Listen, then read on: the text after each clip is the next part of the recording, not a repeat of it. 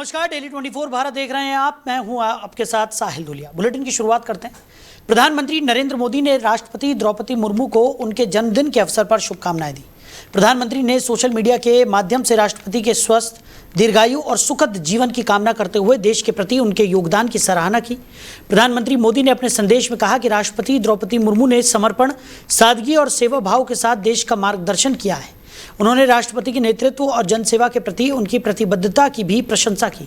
राष्ट्रपति द्रौपदी मुर्मू देश की सर्वोच्च संवैधानिक पदाधिकारी हैं और उन्होंने अपने कार्यकाल में विभिन्न सामाजिक एवं राष्ट्रीय मुद्दों पर महत्वपूर्ण भूमिका निभाई है। उनके जन्मदिन के अवसर पर देश भर में राजनीतिक नेताओं, विभिन्न संगठनों और नागरिकों की तरफ से शुभकामनाएं दी जा रही हैं।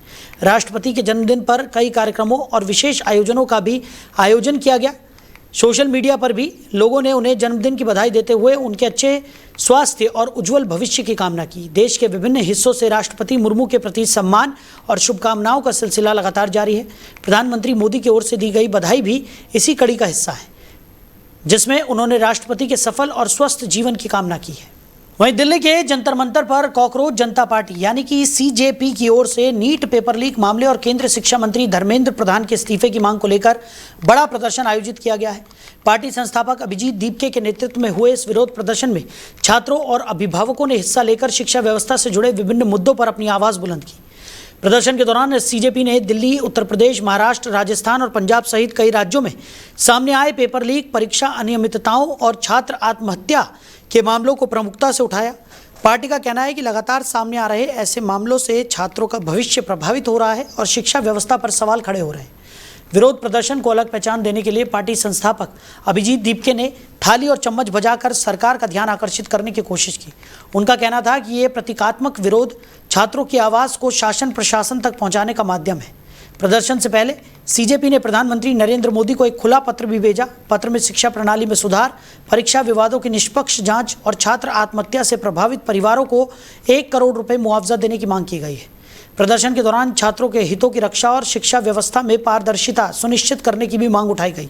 वहीं नीट यूजी 2026 की पुनर्परीक्षा से ठीक पहले नेशनल टेस्टिंग एजेंसी यानी कि एनटीए की एक बड़ी लापरवाही सामने आई है। नागपुर के एक छात्र को पुनर्परीक्षा के लिए भारत के बजाय संयुक्त अरब अमीरात यानी कि यूएई के अबू धाबी में परीक्षा केंद्र आवंटित कर दिया गया।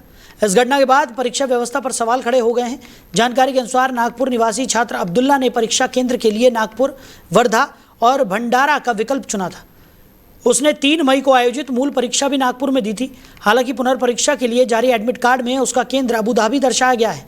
छात्र के पिता डॉक्टर मोहम्मद तालिब ने बताया कि 14 जून से एडमिट कार्ड डाउनलोड करने का प्रयास किया जा रहा था, लेकिन तकनीकी कारणों से यह संभव नहीं हो सका।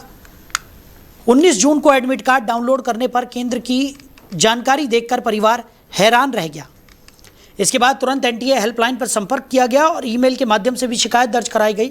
डॉक्टर तालिब ने बताया कि एनटीए अधिकारियों ने परीक्षा केंद्र बदलने का आश्वासन दिया है। उन्होंने कहा है कि उनके बेटे के पास पासपोर्ट तक नहीं है। ऐसे में अगर केंद्र नहीं बदला गया तो वो परीक्षा में शामिल नहीं हो पाएगा। फिलहाल एनटीए ने शनिवार शाम तक केंद्र बदलने का भरोसा दे दिया है। तो एक और बड़ी लापरवाही एनटीए की सामने आई है और इसी पर ज़्यादा चर्चा के लिए हमारे मैनेजिंग एडिटर रमेश ठाकुर जी हमारे साथ जुड़ गए।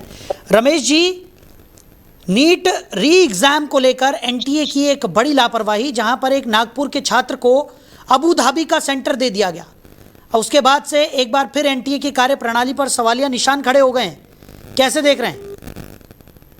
नहीं, मतलब पूरी कहानी को सुनते हुए सिर्फ हंसी आती है। मतलब मजाक बना दिया एनटीए ने। 2017 में एनटीए का गठन होता है और अगले ही साल 2018 में पेपर 1 लीक हो जाता है, फिर 19 में होता है, फिर 21 में होता है, फिर 24, 25, 26 तीनों सालों में लगातार होता है। यानी कोई साल ऐसा नहीं गया है जिसमें कोई भी ना कोई पेपर लीकेज ना किया हो। और ये एनटीए संस्था की जिम्मेदारी क्या है? उसकी जिम्मेदारी प्रतियोगी परीक्षाओं की नहीं है। एकेडमिक परीक्षा जो दाखिला लेने वाली होती है कॉलेजों में, उनको करवाती है। सैनिक स्कूलों की भी परीक्षा यही करवाती है। अब ऐसी संस्था के ऊपर जो दाग से भरी हुई हो, सरकार क्यों ढो रही है उसके ऊपर? अरे अबू धाबी कहाँ पे है? क्या दिल्ली में कोई है क्या? या फिर अबू धाबी को आपने खरीद लिया, कब्जा कर लिया, उसको भी उठा के दे दिया, इसके आपने उस सेंटर डाल दिया? मतलब इससे बड़ा मजाक क्या हो सकता है? बिल्कुल, बच्चों के जिस साथ, तरीके की उनके परीक्षाओं के साथ जो ये मजाक, जो भद्दा मजाक किया जा रहा है, मतलब सुन के भी हैरानगी होती है कि आपने परीक्षा, बच्चे, उनके भविष्य को कहाँ आपने लाके छोड़ दिया। जी बिल्कुल। और रमेश जी, जिस तरीके से, क्योंकि हम लगातार देख रहे हैं कि देश भर में जिस तरीके से परीक्षाओं में धांधली हो रही है, उसको लेकर युवाओं और अभिभावकों की चिंता साफ तौर पर देखने को मिल रही है।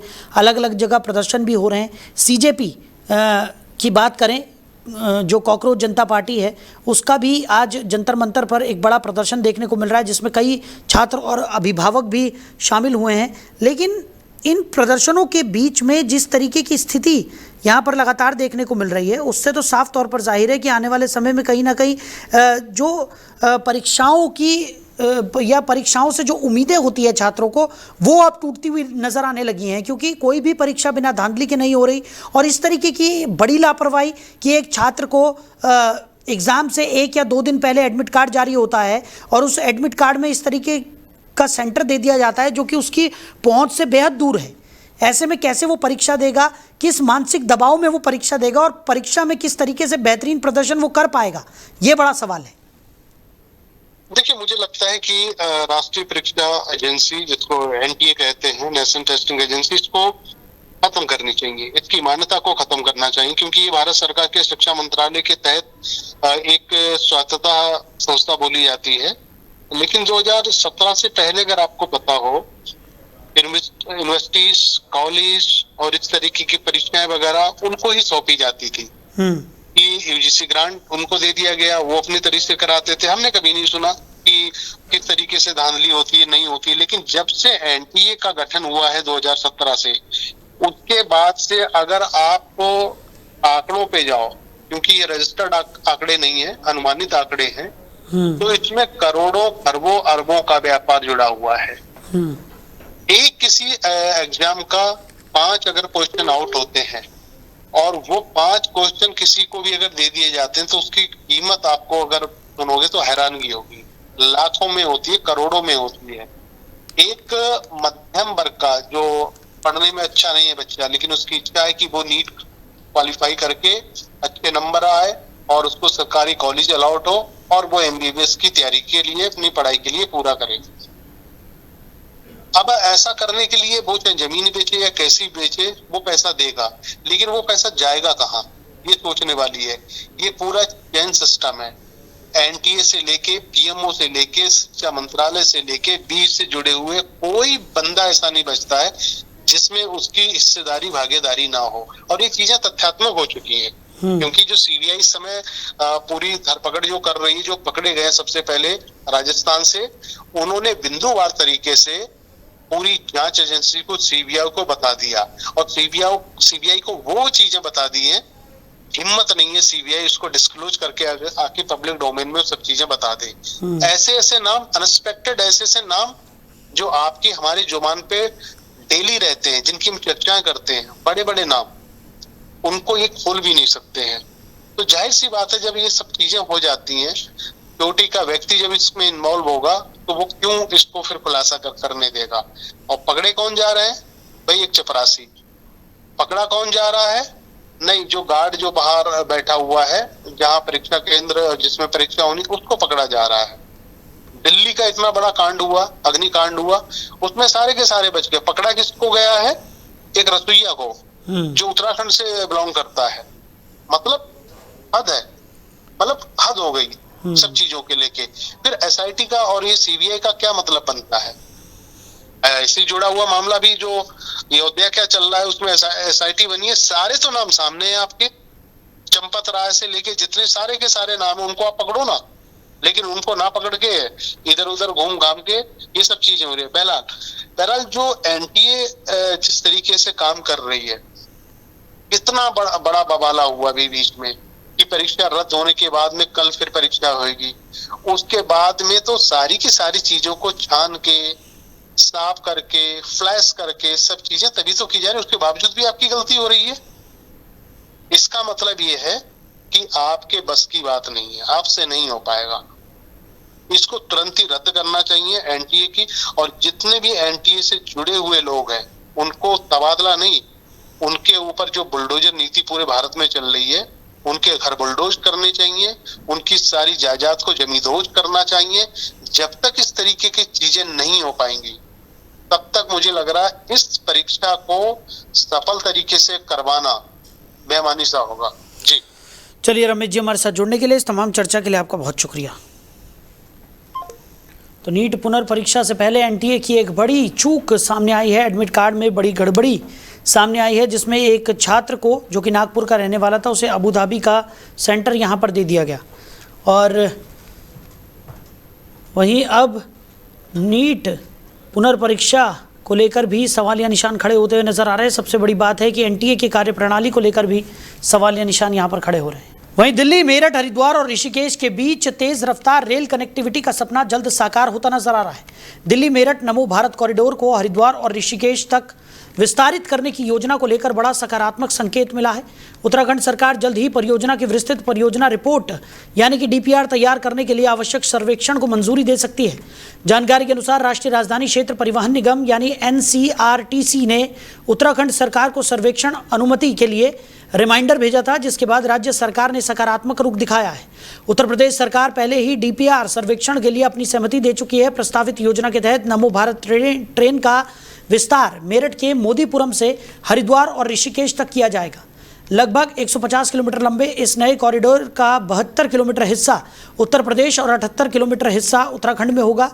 ट्रेन दौराला, खतौली, मुजफ्फरनगर, पुरकाजी, रुड़की, हरिद्वार और ऋषिकेश जैसे प्रमुख शहरों से होकर गुजरेगी। इस परियोजना से यात्रियों, व्यापारियों और पर्यटकों को बड़ा लाभ मिलेगा। वर्तमान में दिल्ली से ऋषिकेश पहुंचने में 5 से 6 घंटे लगते हैं, जबकि नमो भारत ट्रेन शुरू होने के बाद ये दूरी करीब 2.5 से 3 घंटे में पूरी की जा सकेगी। इससे धार्मिक पर्यटन और क्षेत्रीय विकास को भी नई गति मिलने की उम्मीद है। वहीं मुजफ्फरनगर जिले में शिवसेना का 60वां स्थापना दिवस हर्षोल्लास के साथ मनाया गया। इस अवसर पर पार्टी पदाधिकारियों और कार्यकर्ताओं ने संगठन को मजबूत करने का संकल्प लेते हुए सदस्यता अभियान की शुरुआत की। कार्यक्रम के दौरान मिष्ठान वितरण कर उत्सव का माहौल बनाया गया और बाला साहेब ठाकरे के विचारों पर चलने का प्रण लिया गया। पश्चिमी उत्तर प्रदेश ललित मोहन शर्मा के निर्देशन पर आयोजित इस कार्यक्रम में जिलाध्यक्ष बिट्टू सिखेड़ा के नेतृत्व में बड़ी संख्या में शिव सैनिक शामिल हुए। कार्यकर्ताओं ने शिवसेना के संस्थापक बाला साहेब ठाकरे को याद करते हुए उनके सिद्धांतों और नीतियों को जन जन तक पहुंचाने का संकल्प लिया। कार्यक्रम में संगठन के विस्तार और आगामी चुनावी रणनीति को लेकर भी चर्चा की गई। नेताओं ने कहा कि पार्टी जनहित, राष्ट्रहित और समाज सेवा के मुद्दों पर लगातार काम करती रही है और आगे भी इसी दिशा में कार्य जारी रहेगा। जिलाध्यक्ष बिट्टू सिखेड़ा ने बताया कि शिवसेना वर्ष 2027 के चुनावों को ध्यान में रखते हुए संगठन को बूथ स्तर तक मजबूत करने में जुटी है। उन्होंने कहा कि पार्टी नेतृत्व से मिलने वाले सभी निर्देशों का पूरी निष्ठा के साथ पालन किया जाएगा। कार्यक्रम के अंत में सभी कार्यकर्ताओं ने संगठन को और मजबूत बनाने का संकल्प लिया। आज हमारा शिवसेना का स्थापना दिवस था 60वां। उसी उपलक्ष्य में जो जितने हमारे पदाधिकारी थे आज वे सब आए और एक दूसरे को उत्साहपूर्वक मिष्ठान वितरण किया और सभी ने बाला साहब ठाकरे की जो नीतियां थी उन पर चलने का आज प्रण किया और आज से हमारा जो सदस्यता अभियान है वो भी शुरू हो गया। इस तरह से आगे की रणनीति रहेगी? देखो, हमारी रणनीति है कि पूरे प्रदेश में शिवसेना की मजबूती के साथ 2027 के चुनाव में उम्मीद है कि शायद लड़े। जैसे कि ऊपर से हमें आदेश हुए हैं तैयारी करें, तो वो आज हम प्रण कर रहे हैं कि जो भी हमें ऊपर से आदेश होगा उसका पालन सभी शिवसेना पदाधिकारी करेंगे। वहीं गौतम बुद्ध नगर कलेक्ट्रेट सभागार में विकास कार्यों और कानून व्यवस्था को लेकर एक महत्वपूर्ण समीक्षा बैठक आयोजित की गई। बैठक की अध्यक्षता प्रदेश के लोक निर्माण विभाग मंत्री एवं जनपद प्रभारी मंत्री ब्रिजेश सिंह ने की। इस दौरान उन्होंने अधिकारियों को सरकार की प्राथमिकताओं के अनुसार कार्यों में तेजी लाने के निर्देश दिए। बैठक में कानून व्यवस्था, राजस्व विभाग और मुख्यमंत्री के विकास प्राथमिकता कार्यक्रमों की विस्तृत समीक्षा की गई। प्रभारी मंत्री ने कहा कि जन कल्याणकारी योजनाओं का लाभ हर पात्र व्यक्ति तक समय और पारदर्शी तरीके से पहुंचना चाहिए। राजस्व विभाग की समीक्षा के दौरान प्रमाण पत्रों और अन्य नागरिक सेवाओं को समयबद्ध व सरल बनाने पर विशेष जोर दिया गया। वहीं स्वास्थ्य विभाग ने आयुष्मान भारत योजना, गोल्डन कार्ड वितरण, टीकाकरण और अस्पतालों की सुविधाओं की स्थिति पर भी चर्चा की। किसानों के हितों को ध्यान में रखते हुए खाद और बीज की उपलब्धता, सिंचाई व्यवस्था और कृषि सेवाओं को बेहतर बनाने के निर्देश दिए गए। लोक निर्माण विभाग को सड़क निर्माण और मरम्मत कार्य गुणवत्ता के लिए शीघ्र पूरा करने के आदेश दिए गए। बैठक में विद्युत आपूर्ति, पेयजल, शिक्षा, पशुपालन और उद्योग विभाग की योजनाओं की भी समीक्षा की गई। अंत में कानून व्यवस्था को लेकर अधिकारियों को सख्त निर्देश दिए गए कि जिले में शांति व्यवस्था बनाए रखने के साथ साथ महिला सुरक्षा को सर्वोच्च प्राथमिकता दी जाए। वहीं थाना भवन क्षेत्र में शुक्रवार को 81 दिवसीय गविष्ठी यात्रा का भव्य स्वागत किया गया। यात्रा के आगमन पर क्षेत्र में श्रद्धा, उत्साह और धार्मिक वातावरण देखने को मिला। स्वागत स्थल को आकर्षक ढंग से सजाया गया था, जहां बड़ी संख्या में श्रद्धालु, सामाजिक कार्यकर्ता और स्थानीय नागरिक मौजूद रहे। सभी ने गौ रक्षा और सनातन संस्कृति के संरक्षण का संकल्प लिया। आयोजकों के अनुसार ये यात्रा 3 मई से 24 जुलाई तक संचालित की जा रही है। यात्रा का उद्देश्य गौ संरक्षण, सनातन संस्कृति के प्रति जन जागरण तथा समाज को एकजुट करना है। यह अभियान प्रदेश के 103 से अधिक विधानसभा क्षेत्रों में पहुंचकर लोगों को गौ रक्षा और धर्म संरक्षण का संदेश दे रहा है। स्वागत समारोह को संबोधित करते हुए स्वामी अविमुक्तेश्वरानंद सरस्वती ने कहा कि धर्म और संस्कृति की रक्षा के लिए समाज को संगठित और जागरूक रहना आवश्यक है। उन्होंने केंद्र और राज्य सरकारों से गाय को राष्ट्रमाता का दर्जा देने की मांग की। साथ ही श्रद्धालुओं से गौ संरक्षण के लिए सक्रिय भूमिका निभाने का आह्वान भी किया। उन्होंने कहा कि गौ हत्या किसी भी परिस्थिति में स्वीकार्य नहीं है और इसी उद्देश्य से यह जन जागरण यात्रा निरंतर जारी रहेगी। कार्यक्रम के अंत में उपस्थित लोगों ने गौ रक्षा एवं सांस्कृतिक मूल्यों के संरक्षण का संकल्प दोहराया। वहीं गाजियाबाद कलेक्ट्रेट में शुक्रवार को एक अनोखा दृश्य देखने को मिला। विद्या ज्योति सेवा संस्थान के समाज सेवी सतपाल सिंह तपती धूप में दंडवत प्रणाम करते हुए जिलाधिकारी कार्यालय पहुंचे और विभिन्न जन समस्याओं को लेकर ज्ञापन सौंपा। दोपहर के समय जब तापमान 40 डिग्री सेल्सियस से अधिक था, तब भी उन्होंने कलेक्ट्रेट गेट से लेकर डीएम कार्यालय तक हर कदम पर दंडवत प्रणाम करते हुए अपनी यात्रा पूरी की। सतपाल सिंह ने बताया कि उनका उद्देश्य जनता की समस्याओं की ओर प्रशासन और सरकार का ध्यान आकर्षित करना है। ज्ञापन में उन्होंने शिक्षा, स्वास्थ्य और बेरोजगारी जैसे महत्वपूर्ण मुद्दों को प्रमुखता से उठाया। उन्होंने केंद्र और राज्य सरकार से शिक्षा एवं स्वास्थ्य सेवाओं को निःशुल्क करने, साथ ही युवाओं को रोजगार उपलब्ध कराने की मांग की। सतपाल सिंह ने कहा कि देश और प्रदेश में अनेक समस्याओं से लोग जूझ रहे हैं। दंडवत प्रणाम करते हुए ज्ञापन देने का उनका तरीका प्रशासन तक जनता की पीड़ा पहुंचाने का प्रयास है। उन्होंने उम्मीद जताई कि सरकार और प्रशासन उनकी मांगों पर गंभीरता से विचार करेंगे। डीएम कार्यालय के कर्मचारियों ने उनका ज्ञापन स्वीकार किया। समाज सेवी का यह अनोखा और गांधीवादी अंदाज पूरे दिन चर्चाओं का विषय बना रहा। साथ ही लोगों ने इसे शांतिपूर्ण जन जागरण का प्रभावी माध्यम बताया। क्या नाम है आपका? सतपाल सिंह प्रजापति। आप ये दंडवत प्रणाम करते हुए किस जगह जा रहे हैं? डीएम कार्यालय। किस लिए? एक विज्ञापन सौंपना। तो ऐसा क्यों कर रहे हैं? इसलिए क्योंकि कुछ हमने समस्या देने जा रहे हैं और उन समस्याओं से हर व्यक्ति पीड़ित है। इसलिए मैं एक तरीके से पेट कलेनिया करके डीएम साहब को अपना विज्ञापन सौंपना चाहता हूँ, और वो भी। वहीं नोएडा जनपद में शुद्ध और सुरक्षित खाद्य पदार्थ उपलब्ध कराने के उद्देश्य से खाद्य सुरक्षा एवं औषधि प्रशासन विभाग ने बड़ा अभियान चलाया है। इस दौरान लगभग 300 किलो पनीर को मिलावटी और मानव उपयोग के लिए अनुपयुक्त पाए जाने पर नष्ट कराया गया। अभियान के तहत खाद्य सुरक्षा अधिकारियों ने विभिन्न डेयरी और थोक विक्रेताओं से दूध और पनीर के कुल 5 नमूने जांच के लिए संग्रहित किए। हल्द्वानी स्थित चौधरी डेयरी से पनीर का नमूना लिया गया, जबकि करीब 100 किलो पनीर को प्रथम दृष्टया मिलावटी पाए जाने पर मौके पर ही नष्ट करा दिया गया। इसी तरह जेवर तहसील के ग्राम जहांगीरपुर स्थित प्रमोद डेयरी से दूध का नमूना लिया गया। सेक्टर 15 नोएडा स्थित चौहान डेयरी से पनीर का नमूना जांच हेतु लिया गया और वहां करीब 200 किलो पनीर मानव उपयोग के लिए अनुपयुक्त पाए जाने पर नष्ट कर दिया गया। इसके अलावा सेक्टर 65 स्थित हल्दीराम स्नैक्स प्रो लिमिटेड से भी दूध और पनीर के नमूने जांच के लिए संग्रहित किए गए। कुल मिलाकर 5 नमूने प्रयोगशाला भेजे गए हैं। खाद्य विभाग ने स्पष्ट किया है कि मिलावटी खाद्य पदार्थों के खिलाफ अभियान आगे भी लगातार जारी रहेगा, ताकि आम जनता को सुरक्षित और शुद्ध खाद्य सामग्री उपलब्ध कराई जा सके। को सुरक्षित एवं गुणवत्ता युक्त खाद्य सामग्री उपलब्ध कराने के उद्देश्य से खाद्य सुरक्षा औषध प्रशासन विभाग की टीमें लगातार कार्रवाई कर रही हैं। इसी श्रृंखला में 18 और 19 जून को अभी तक खाद्य पदार्थ, दुग्ध एवं दुग्ध उत्पादों के 12 नमूने संग्रहित किए जा चुके हैं और प्रथम दृष्टया लगभग 300 किलोग्राम पनीर, जो कि मानव उपयोग के लिए अनुपयुक्त प्रतीत हुआ था, उसका विनिष्टीकरण भी कराया गया है। लगातार टीमें इसी प्रकार। तो वहीं नोएडा के सेक्टर 113 पुलिस ने ऑनलाइन बेटिंग ऐप और वेबसाइट के जरिए लोगों से ठगी करने वाले एक साइबर गिरोह का पर्दाफाश करते हुए 3 आरोपियों को गिरफ्तार किया है।